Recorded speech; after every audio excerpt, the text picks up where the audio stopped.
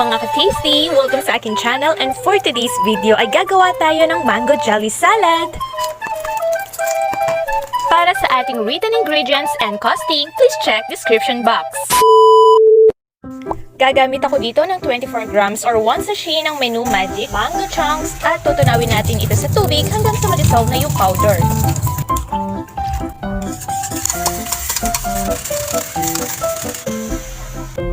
Let's add 1/2 cup ng mango condensed milk, pero kung wala kayong mango condensed milk, ay pwede rin kayong gumamit ng condensed milk, tapos ay magdagdag lang kayo ng mango flavoring.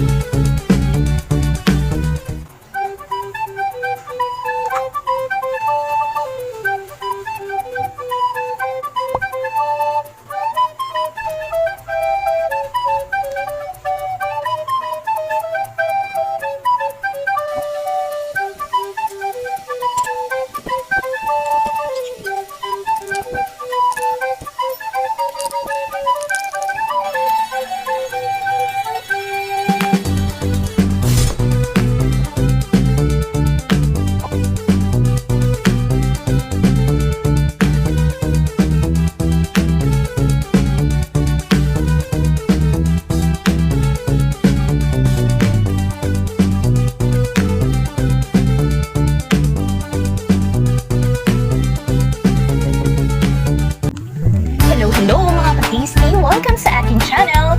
Hanap mo ba ay pang negosyo ngayong tag-init?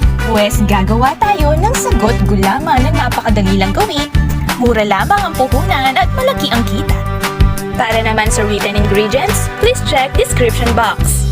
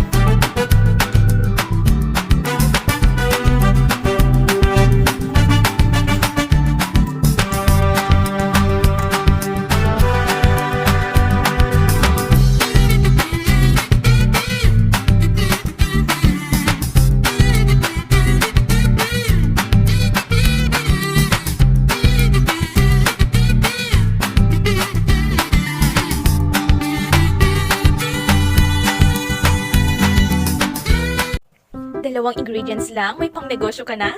Hello mga ka-tasty! Welcome back sa akin channel! Isa na namang pang-negosyo recipes ang gagawin natin ngayon na siguradong papatok ngayong tag-init. Simple lang ang ating mga sangkap kaya tara na at umpisahan na natin. Para sa unang flavor ng jelly ice candy, kakailanganin natin ng 1 tablespoon o kalahati ng isang pack ng Menu Magic Unflavored Jelly Mix. Tapos ay ihahalo natin ito sa 1 litro ng tubig.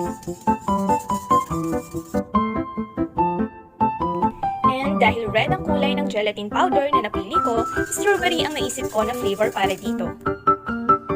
Haluin lang natin ng mabuti hanggang sa ma-dissolve na ang powder at isa lang na sa apoy hanggang sa kumulo ng bahagya habang patuloy natin minimix ang mixture. Ang size po ng plastic na ginamit ko ay 1.5 by 10 inches.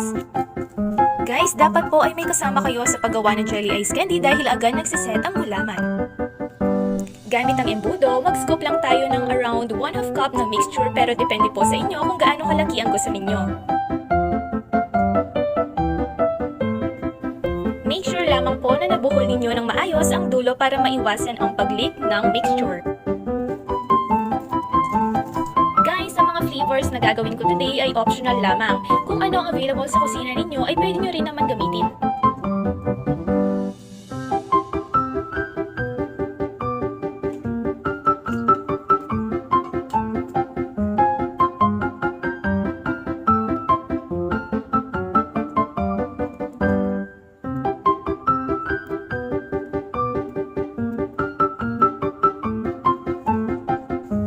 Para naman sa second flavor ng ating jelly ice candy, kakailanganin natin ng 1 tablespoon o kalahati ng isang pack ng Menu Magic Mango Chunks Jelly Mix. Tunawan ito sa 1 litro ng tubig, then magdagdag ng mango juice powder at haluin ng mabuti bago isalang sa apoy. Para po sa ating dalawang flavors, pwede po kayong magdagdag ng 1/4 cup ng sugar pero optional lamang po iyon. Same procedure lamang po ang ating gagawin kagaya sa strawberry flavor natin kanina.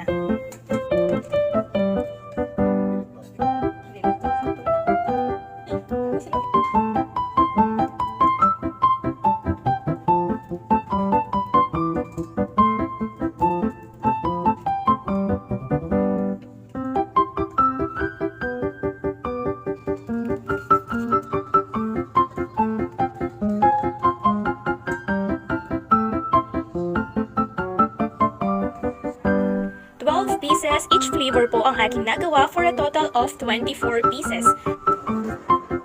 Para po sa complete list of ingredients and costing, please check description box. Ang presyo po na makikita ninyo ay maaaring mag-iba depende sa kung saan ang lugar ninyo.